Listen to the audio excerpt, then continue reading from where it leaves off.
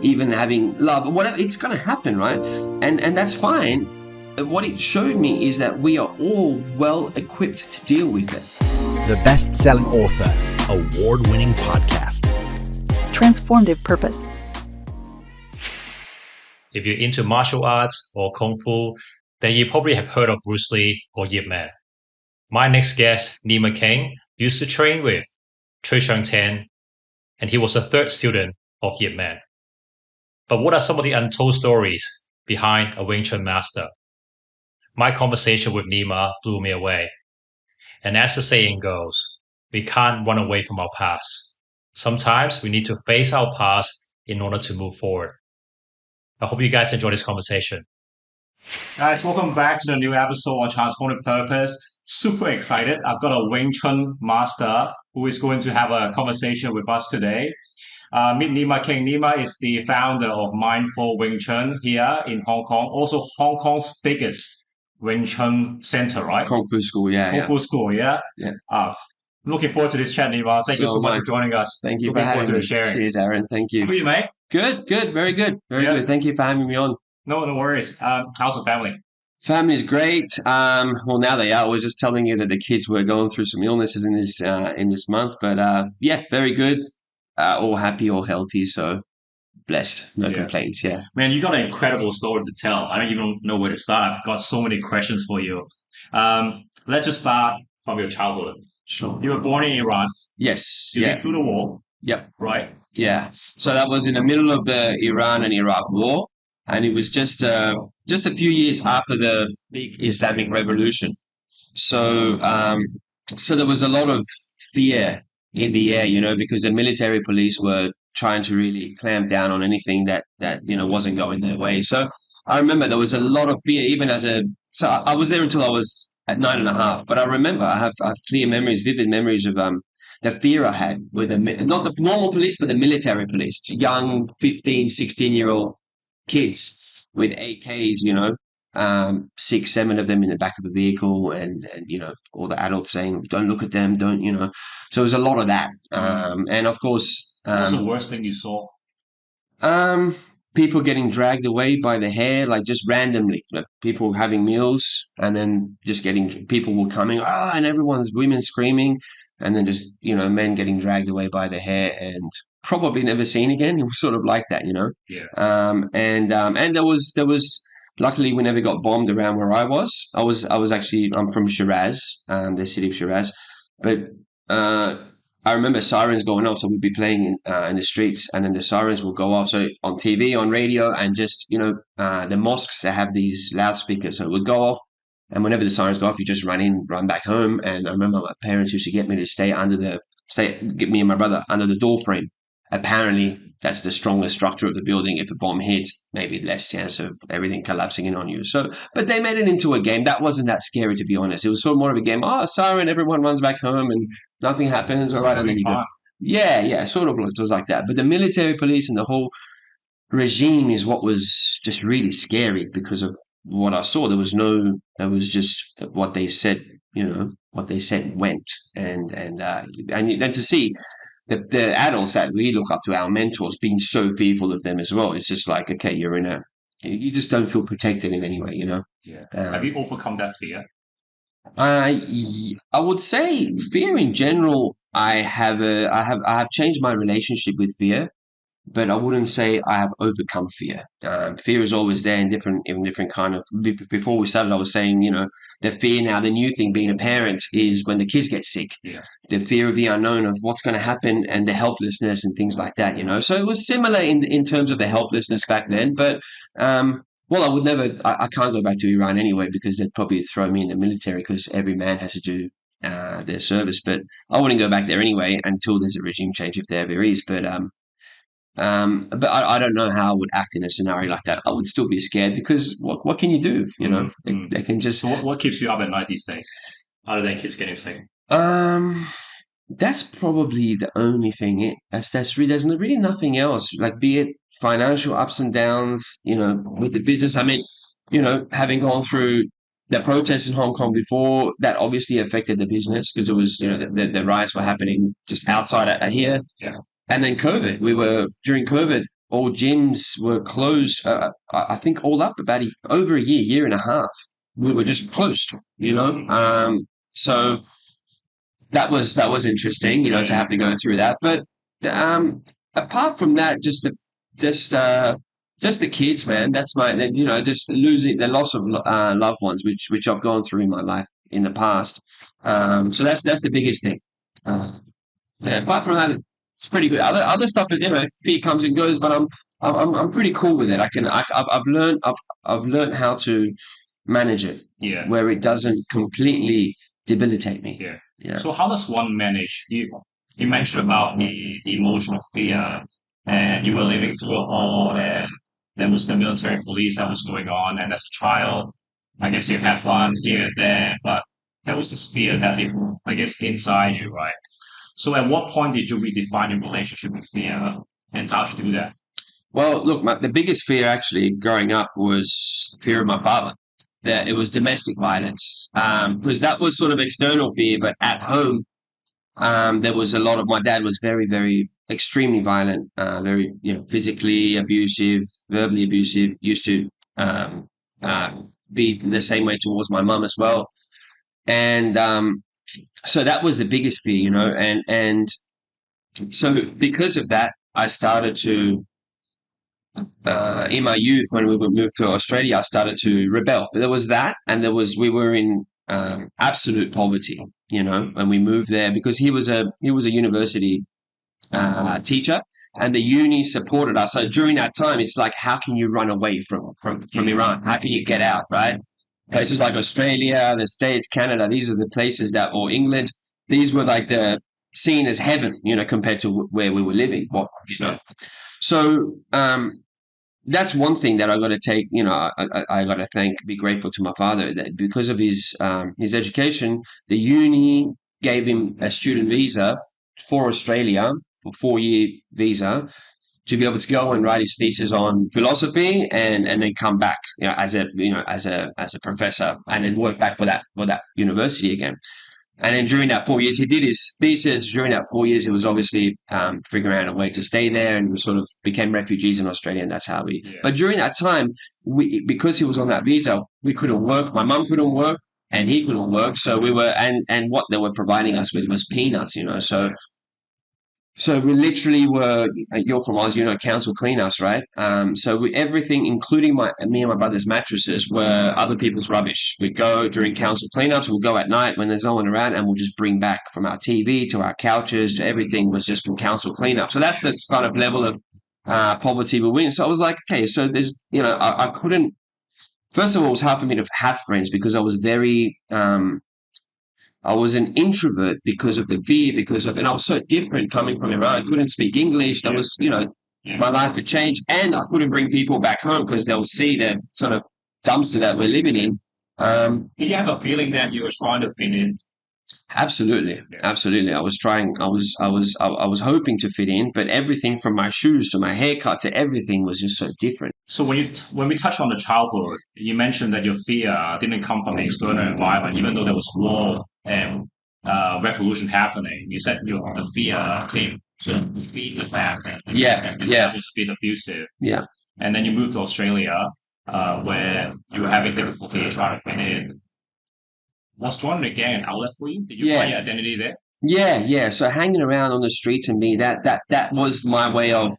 It ticked a few boxes. One of them being getting a sense of family, sense of belonging, because I didn't have much of a sense of belonging at home because of the way. I mean, even with my brother, which I'm very close with now, but before growing up, only until recently, only until we lost our sister, we weren't very close. We wouldn't talk, and talking about it now, we love each other, right? It's blood, and I have nothing against him. He's got nothing against me. We're living in the same room together, but we never talk. And there was this thing, and it was the dynamics that my dad had created. So I didn't have a sense of belonging apart from just my mum, and later when my sister was born with her. But it was just, there was no sense of togetherness, you know. And I had that with my cousins and stuff in Iran. But when I came, we have zero family in Sydney, zero. And the friends, it took me a while, me and my brother, because we were getting into a lot of fights at school as well, because we're getting picked on for having plastic shoes from reject shop. We would get, so we would get picked on. So we have to. Kids being silly. Yeah, I mean, kids are being kids, right? But so it was a sense of belonging. Another thing was a sense of respect, and which is, of course, now I've matured and understand that's not the way to get respect. But it was that, okay, well, you can't pick on me because I'm bigger than you. I'm stronger than you. I'm stronger than you. Yeah. There was money as well involved, so that way you could get money, which we didn't have, which I wanted things. I wanted a nice, I don't know, set of coloring pencils, just little things that I wanted to have food. I wanted to know what a Snickers bar, tasted like, because everyone would have it and I never tasted it. So things like that. So it ticked many boxes, and it was my way of, maybe the outlet for anger, to shout at someone, to just to fight and all that kind of stuff. Because at that age, this is just before I was able to stand up to my dad, and that came in a few years after that. So where what happened between you and your father? So it was just, I mean, because he was so abusive. I remember one time must have been like probably 15 at this stage, and I started Wing Chun when I was 14. I had a break in the middle because I just got deep into the street life type thing. But I remember one time at 15, he was very creative with what he would hit us with. One of his favorite was the electrical cord. That's what he would hit my mum with. So that's much worse than a belt, right? Because it just breaks the skin open. So I remember he started to hit me. And at what age were you when he first started doing this to you? As young as I can remember. I remember when we first got to Oz, I was 9. Many occasions he would it was also the way he did psychologically. He would literally bring a tin gas can, and leave it there, and he would say, no one's allowed to sleep here tonight. We were in the living room, as big as this, right? No one's allowed to sleep tonight. If you sleep, I'm going to burn the family. So I was like 9 years old, right? And I'm like, I remember like, okay, don't sleep. Next morning I wake up, I was like, oh, we made it. Okay, time to go to school. And I go to school with that, so yeah, but I remember when I was 15, one time he hit it, and I held the thing, and then I sort of piped up at him, and I could see fear in his eyes because I was bigger, stronger, and I had a lot of fights, and it was like the time that I was like stood up. By that time, my brother had already left home. My brother's a lovely human being. He's really hardworking. He took it out instead of like the street life fighting and stuff. He took it out, his, I don't know, channeled that energy into studying. For as long as I can remember, his face was in a book, and he got it. He's now he's got his law firm, very successful lawyer in Australia, and that's sort of what he did. So he left home and he lived in a granny flat of this old lady, and he was working so he was studying and he was working at McDonald's. This is at the age 16 or something, to fund his his rent and all that kind of stuff. And just sort of he came back later, but during this time, that's when my rebellion started against my father. And then from there, we didn't talk to each other for a period of about 6 or 7 years until basically the last thing he did, and I was in Hong Kong. I remember getting a call from my brother. I remember it was so I right now I can't tell you exactly what year it was, but the way I find out is I Google what year was the movie Gangs of New York, no, American Gangster by Denzel Washington. What year was that released? Because I remember after training, we were going to go watch that movie. Brother called me up and said, and he was just crying, sit down. What? Sit down, you, and started swearing at me. I'm like, what have I done? So I sit down. He goes, are you sitting? I said, yeah. He goes, he effing did it. He finally did it. I said, did what? Who? What? He said he took her. He took what? What are you talking about, man? What are you? And then his girlfriend at the time came on, and he said she was crying as well. He said, your dad killed your sister. They're just walking and she was 13 years old at the time. And so they'd walked in, and usually my mum said whenever they came in, my brother and my mum would come home together. She would be running. She would know they'd come in. She would be running. And this time they didn't. Where is she? And then went in the room and saw her. She was already purple on the floor. And my brother thought it's a thief or something. went in the laundry and he saw my dad hanging, so he hung himself. And so this was, and it's for me, thinking about it now, I'm like, I I still don't understand why he did that, because she was the only thing he loved, right? But I think the reason he did that is either two things: either he didn't want her in this world without him, which doesn't make as much sense as the second thing, which is that was his last stab at my mum. Because my mum had just after all these years when me and my brother were telling her to do it, she just filed for divorce, and the hearing was like in a couple of weeks, and then he did this. So this he was a you know his old man was more violent than him, apparently, from what I hear. I never met my grandfather, his father's father. So, and this is why now that I'm so passionate about being a father like you, and reading about your story, I can connect with you on that, because his father was during the last king of Persia, of Iran. He was one of the high up military people, so it was just a man that was just very violent, would just hit the kids for no reason. So my dad went through that, right? And he had three brothers. One of them died of overdose. One of them committed suicide. He committed suicide. He's the oldest one, which was I think is a good man. He's much older. He sort of made his wife go crazy, and his sister, he had one sister. I don't know what happened to her. So you can see that's the impact of. So he had some traumas in his life. Absolutely. And then he gave that to us. He passed that. He expressed that to us. So now I feel like my job is so important. I've got to break that, because I have a son now and a daughter, but I've got to break that with my son. It has to end with me. And it's amazing how you interpret your past in a way that basically made you a better person. Yeah. And to continue that path and leave a better legacy for your children. Yeah. I want to ask about your family and your kids. I guess you touched on it earlier on. I guess you had some influences from your father. You saw some not so favorable things when you were young, right? Mm. How did those experiences manifest in the way that you deal with relationships? How do you look at love? How do you parent your two children? This is you would probably agree with me, being a parent. Nothing can prepare you for parenting. No book, no nothing, right? 100%. Yeah, it's the hardest thing in life, because I love them unconditionally, I can say, of course, unconditionally. But then there are conditions which are put through, do this, and they don't do this. And let's say my son, especially my son, I expect him to do something, act in a certain way, and he doesn't. So then what do? I go to my default, which at the time when he was younger, before I started to, and it's still a work in progress, right? It always will be. But before I started to look into the psychology, psychotherapy, and understand what's going on, my default was it's very easy. He's only 3. I can say, hey, stop. Yeah, that's one way to deal with it. Yeah, I never hit him, never, ever, and I never will. But that's how I deal with it. It's such a great quick fix, and then he stops, right? But then as he gets older, I'm like, hold on, the same patterns. This is just suppression. Yeah.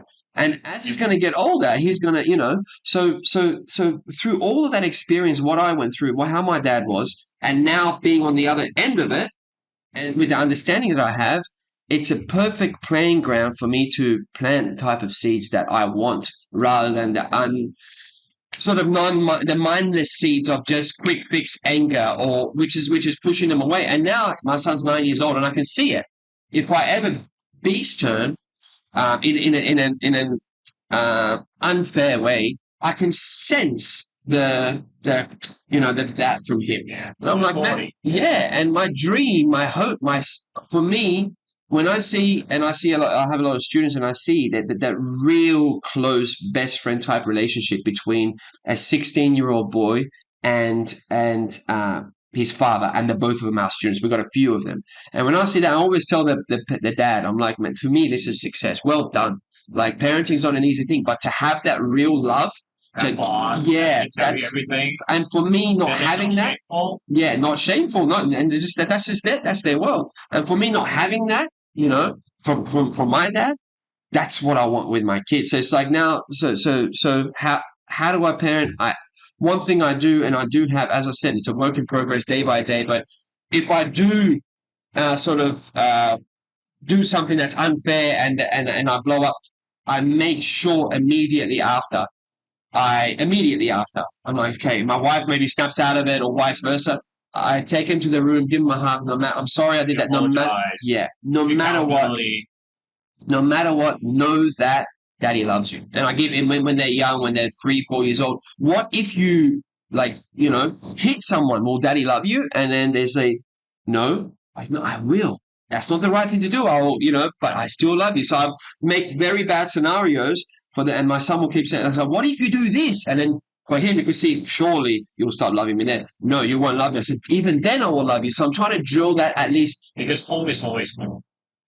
Because home is always home. And I think, as I said in the beginning of this chat, I feel before I met my teacher, what got me through and what made me in situations where I could really, really have hurt someone. Someone's on the ground and it's a gang fight and it's I never ever did. I would pretend because I was with the group and I didn't want anyone to see it. But I never did. I never had that in me to really hurt someone physically and I put that down to my mum's love. See, if I didn't experience my mum's love, and my mum, that kindness, and it was just, even if she wasn't doing what my dad was doing in terms of violence, my mum did beat me as well for not studying, but it was just I guess a part of the culture in Iran as well. But the fact that I felt the love, I think that was my saving grace. That was my experience in seeing, let's call it, the light compared to the dark, right? So I feel for my dad. Maybe he didn't have that from his mum and was trying to figure out his way, and he got a family and he but he just couldn't get out of it. He just didn't have the support system, didn't have, so I want to be that. I want my kids to say this in 40 years when they're in a situation where they could, do someone over or be, cheat or steal or whatever, or do something really bad. I want them to say, no, I was brought up better than this. Not just because of what their conscious choice. Yes, yeah, because they've felt goodness from us, which is who they look up to. So as I was saying, the fact that the self-defense aspect is a small branch on the tree of the benefits. So what does that mean? So the good thing about Wing Chun is we can tangibly feel and test whether we have infused the body with the mind. That sounds fancy, but what I mean is, for example, something very, very simple. So think about movement. So let's say the arm's going forward, back, sideways, could be the leg, could be a step, whatever, but we'll pick something simple like the arm going forward, right? As you're standing, however you want to stand however you want to stand, very stable, however you want to stand, right? Now, if you wanted to move your arm forward, what I'm going to do, of course, I could put a pad in front of you and I'll say punch, and anyone coordinated could throw a good enough punch, right? But let's say the way sometimes we look at and the way we teach is, if I ask you to, okay, Aaron, move your arm forward, right? So as you slowly move your arm forward or fast or whatever you want to do, keep coming forward. So it becomes hard to move. Why? Because muscular tension acts as a blockage for force, right? And if there's a blockage, then it can't move. Imagine a hose that's blocked. Flow can't go through it, right?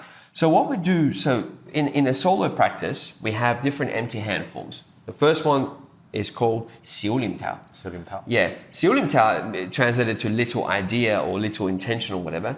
It's very interesting because it doesn't suggest any kind of, usually the Kung Fu forms have like dragon, they have fancy names, fighting, powerful related names, whereas this one's talking about the mind or intention.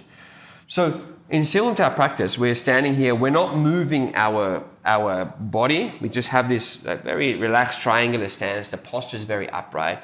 And let's say, I'll just give you one move. The other hand's holding like this, and then this arm is going out on what we call the center line. So the reason we stand like this and this arm is up is because what we're trying to do, think about a magnifying glass, the way it catches the rays of the sun, and if you want to burn something, puts it into one point, right?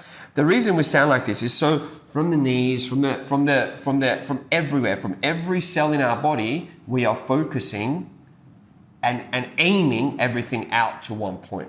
So by doing that, we are activating, we're getting a holistic sense of the whole body. And as we're doing that, we're thinking how to stand and move with less and less and less and less effort. And you start to tangibly feel the muscles opening up and relaxing. And as a result, you're going to have power with that. So I'll show you the same thing that we just did. So as you're pushing into me here, you stop me from moving, right? Usually people will have to stand like this so they can push off the ground. But if I just stand normally, sort of casually, as you really stop me from moving, so stand however you want. Yeah, hold strong, yeah. So if I do something like this, you can feel that there's a blockage, right? Now, if I change that to, again, just relax this area and have it so as you try to stop me from moving again. If I relax the area, really try it, really hold as hard as you want. Yeah.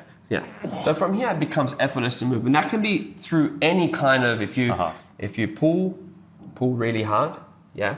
Now, instead of this, where you can feel the blockage, what if I stand on one leg, pull hard, I'll stand on one leg, relax, and I can still create pulling force, right? Or if you hold my arm here. So these are not techniques. I'm just showing you ways of movement through relaxation. Okay, hold with two hands.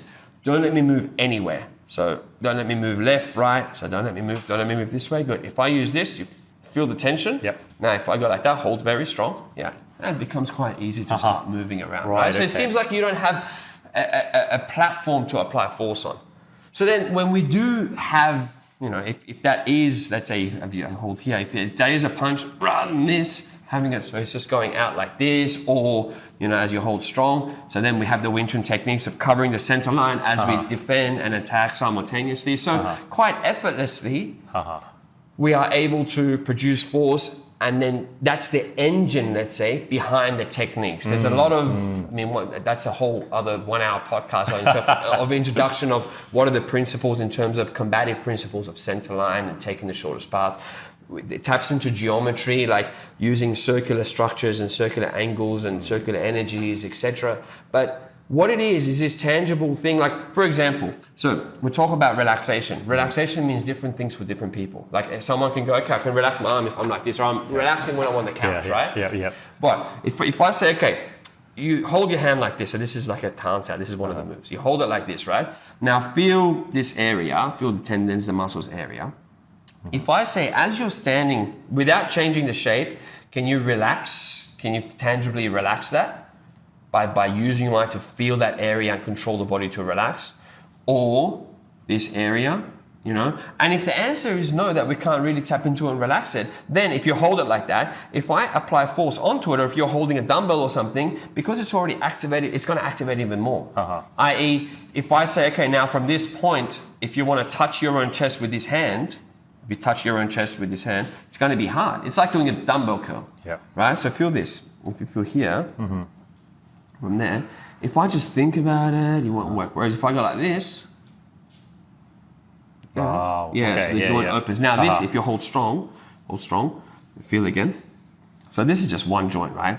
Instead of hold stronger, instead of this, if I go to that, so hold strong, it becomes very easy to start moving. So if you do that with every joint, and the power comes. So here, we're using, that's why when I met my teacher, he was using these kind of demonstrations, effortless power, tangibly felt, not like, hey, this is my chi, and then people jump away. No, it's actual pure biomechanics. He would say the way that a mother lifts up a car when the baby's underneath it, they're tapping to this system. The human body and mind has that potential. It's just through overthinking and through tension, we lose that ability. And if someone has really bad coordination, can they still do this? Of course, because this is coordination is then that application afterwards, how to apply it. This is just every human being, as long as you have a nervous system, you're able to, it's your mind, it's your body, it's just about connecting it. This is an ability that everyone has. Someone that's got, maybe that's paralyzed, that's got Parkinson's, that I don't know, I don't know. I have no experience with what they can do there. But if you are not anyone that can stand, that can walk, that has a mind, for sure they can do that. And once you do tap into your body in this way, then coordination becomes a lot easier because you're tangibly feeling your body. So you have much better relationship with gravity, i.e. your balance, because you have to be balanced to be able to relax, not just here, but relax all of these areas, right? Move efficiently. You have a better sense of proprioception, which is your body in relation to things around you, because you're present and you're feeling it. And that's the thing, you're present. I can't be thinking about what I'm going to have for lunch later and at the same time relax to this level. So that's why I said it's a real presence into it. You have to be here right now in the body, connected to be able to open up. One last thing before we wrap up, Nima. if someone, let's just say a woman is in a dangerous situation, or a child is being kidnapped in a dangerous situation, is there one self-defense move that you can that they can do? Yeah, it's hard to say. It depends on the situation. But I tell my wife all the time. First of all, for kids, what we teach for the kids: be very loud. You know, try to straight away. First of all, you have to be aware. If you're like this on the phone, someone could just put you in a van. If you're more aware of your surroundings, then you're not an easy victim. That's the first thing, right? That already is the first sort of consciousness, right? The consciousness. People go for people that are, that are easily picked. Second thing is for children, what we teach is, okay, when you feel that, when you sense that, don't let someone get this close to you or hold you. So as you step away, so be ready to step away and shout, stay away from me, So use your voice. Just to walk get away attention. from that situation, Walk right? away as best as you can, but sometimes you can't. You're in an alleyway, it's dark, and So for what I say for my wife, just like element of surprise. So just be like, act very scared, but just be wait for that moment where you can get close enough to poke in the eyes. Because the groin, yes, but it takes a couple of seconds for the guy to react. Yeah. Right? So and for the pain to come in and you fall. So by that time, they could already grab you. And even if they're in pain, they're just going to get angry. Whereas the eyes, anybody, if you go like that, they're going to momentarily close their eyes. So if you poke them in the eyes, they're going to go like that. And you're going to run away. You have to run away. You ask for help. Yeah. You have to run away. Yeah. But it's really hard to say this technique. I think the technique is just go for the eyes, then the groin, and then just get away as fast as. And it's also about making the right choices, right? And not to engage in that confrontation. Yeah, if there's a dark alley somewhere, they say to walk down it. Try to, and just be. Avoidance is the best form of self-defense. I think. Yeah. Thank you so much, Nima. My pleasure. Thank you so much for your time today. Thank you. I learned a ton from you. Yeah, thank you. And guys, Thank you for if you guys want to learn Wing Chun in Hong Kong, in Central, where's the address? The address, we're on Land Street, just off Wyndham Street. And Marks and Spencer's on Queens Road. We're right behind, so right in the heart of Central. So. And he's our master, Nima King. Thank you so much for everything today, man. Thank you. I'm going to give you a hug. Cheers, brother. Thank you so much for sharing the story. Thank you for having me. Thanks.